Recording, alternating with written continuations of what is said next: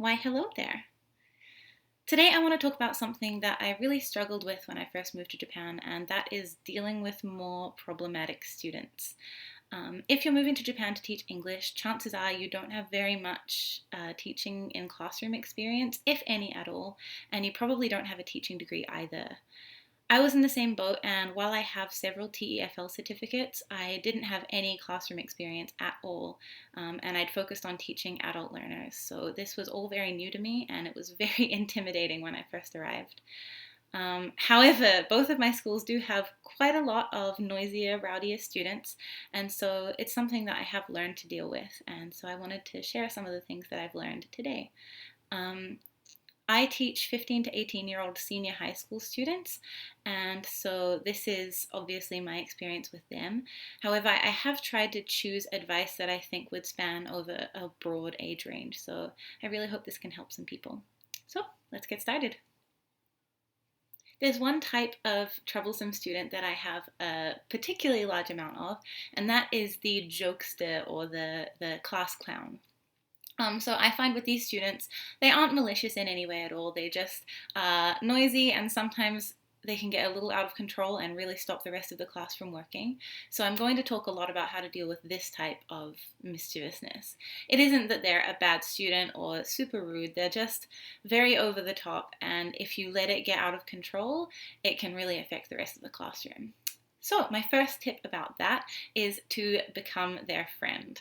Not like their best friend where you hang out outside of class, but in class, you want to be their friend. You want to laugh at their jokes. You want to spend a little extra time helping them and talking to them. You want to make jokes of your own with them. And this really helps because this type of student tends to be a kind of leader in their class. And if they're enjoying your classes and they're doing the work, then chances of everyone else doing it are like astronomically higher. So it's definitely worth taking the time to befriend these students and getting them to like you a little bit, joke around with them. They really seem to appreciate that a lot, especially if they can make jokes in English with you. Like, even if it's not the work, they're still learning English, right? So that's always good. Also, if you make friends with them, they will try a lot harder in your classes and actually try to understand the work instead of just ignoring it, which is their default, or in my experience, their default attitude. So that always really helps. I actually have a lot of students who I used to find really problematic, who now are like my favorite students because we're friends and we talk and they do the work and they laugh and we have fun. So that's my first one, is to become their friend. The second thing is related to the type of lesson plan that you make. A lot of the time, these students really have a good time sharing their ideas in ways that they can make entertaining or funny or whatever. So my advice is to make lesson plans where this is possible. So for example, I have a speech lesson plan where they can talk about what they want to be when they grow up or where they want to go or like any of these things. And there's a speech template in English and you fill it in yourself. So this kind of lesson plan allows the more studious and serious students to be as studious and serious as they want to be. And they can say, I want to be a doctor because I really want to help people and I think it's a very important job. Whereas the class clown can say, I don't know, I want to be a dog because I want to sleep all day, or whatever it is. So allow them to express themselves in your lesson plans, like make space for that to happen. Because if it's just kind of the classic fill in the blanks type English things or copy down what's on the board, that's when they get really bored. And when these types of students are bored, that's when you get the most problems.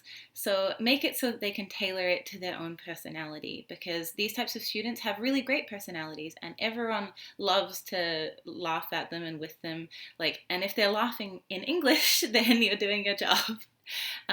So yeah, allow them to share who they are with people through your lesson plans. That's a really important one, I think. And I think most of the trouble I was having when I first arrived was because I wasn't allowing for that in my lesson plans. And now that I do make space for that in almost every lesson plan, I have so much less trouble, and people, like the students, seem to really enjoy the classes, even the less studious students.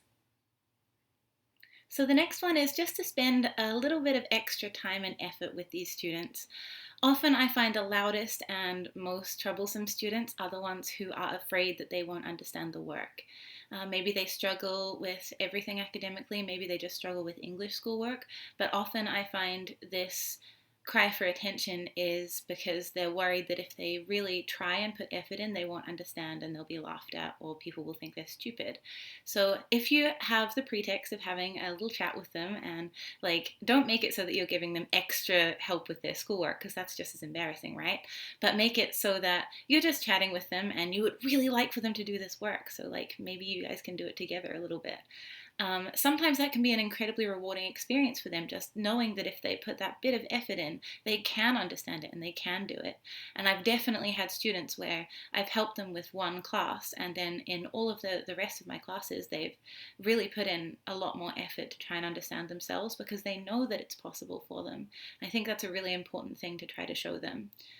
The extent to which you can do this really depends on your relationship with your co-teacher and how involved they are in the class. So I have two co-teachers who are incredibly great, and we share, we split all of the classroom work 50-50, and we talk about it beforehand. And the way that I do it with these teachers is that the co-teacher, my Japanese co-teacher, will walk around the classroom and talk with the quieter, more studious students who also want attention and want help and want praise and things. So they will deal with all of that, and I will spend my time with the rowdier students.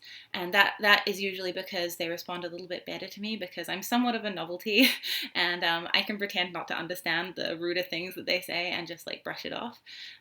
So that works incredibly well, and I wish I could do that for all my classes. I have other co-teachers who aren't really interested in doing classroom work when I'm there, which is okay, but it does mean you need to make sure that you're still giving some time to those quieter students. I don't usually split it 50-50 as much as I would like to, because I find if I leave the rowdier students on their own for too long, they will disrupt the rest of the class, and I can't have that. But definitely do spend a little bit of time with the noisy student, then walk around and see if anyone else would like some help, and then come back to the noisy student and be like, why haven't you done any work? What are you doing? I'm so sad. So yeah, just take that little bit of extra time and try to help them understand something, because sometimes that can make a really big difference. I touched on this next point very briefly in my last point, and that is that sometimes students will make ruder or cruder comments that aren't so jokey. For example, I and a lot of female teachers that I know, the students will sometimes comment on your body or just really unpleasant things like that. And my advice for this is really hard advice to give, which I'll explain soon, but is to just ignore it. And that's hard advice for me to give because I really don't think anyone should ever have to ignore unsolicited and unwanted sexual comments. However, I do think that if you give it attention and if you let the students know that it got under your skin, that only makes them do it more often. So I really think the best course of action is to ignore it. What I do is pretend that I didn't even understand it, because often the students won't be aware of your level of Japanese, and so if you hear a rude comment, just keep your face completely the same as it was. Don't change it at all. Yeah, I hate giving this advice, but I do think it's the best way to deal with it. Hopefully you won't have to deal with that. Hopefully.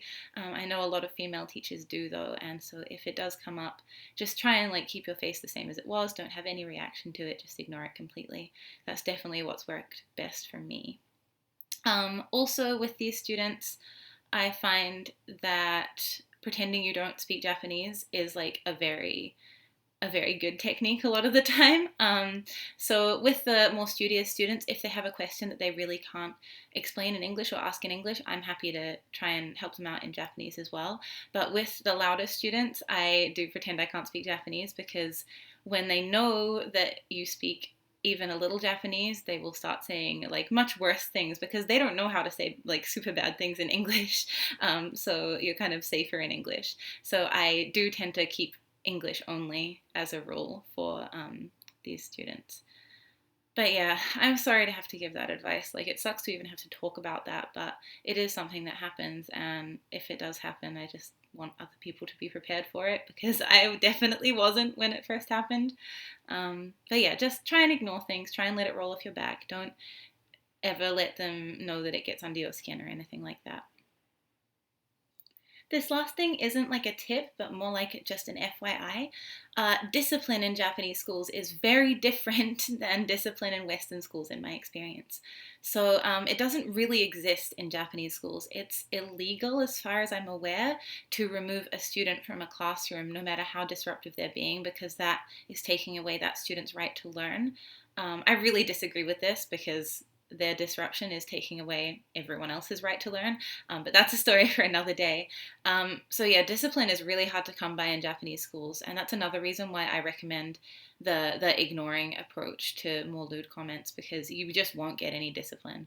The most discipline that happens is that the students' parents will be asked to come in after school. So even then, it's nothing that you can do during the class. So it's really worth bearing in mind that there's not very much that you can do in terms of actual immediate discipline for these students. So that's something to think about when you're thinking about how to deal with these things when they come up.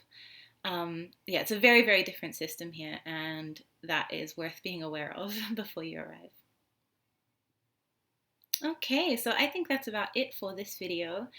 This was something that I found really intimidating when I first moved here, but something that I now feel like I deal with very effectively on a daily basis. And so I really hope that some of these things can help you to deal with it as well, because it's not as scary as it seems at first, I promise. If you have any more questions about this kind of thing, please ask in the comments below. I'll do my best to answer, although I'm by no means an expert. And apart from that, I will talk to you later. Bye.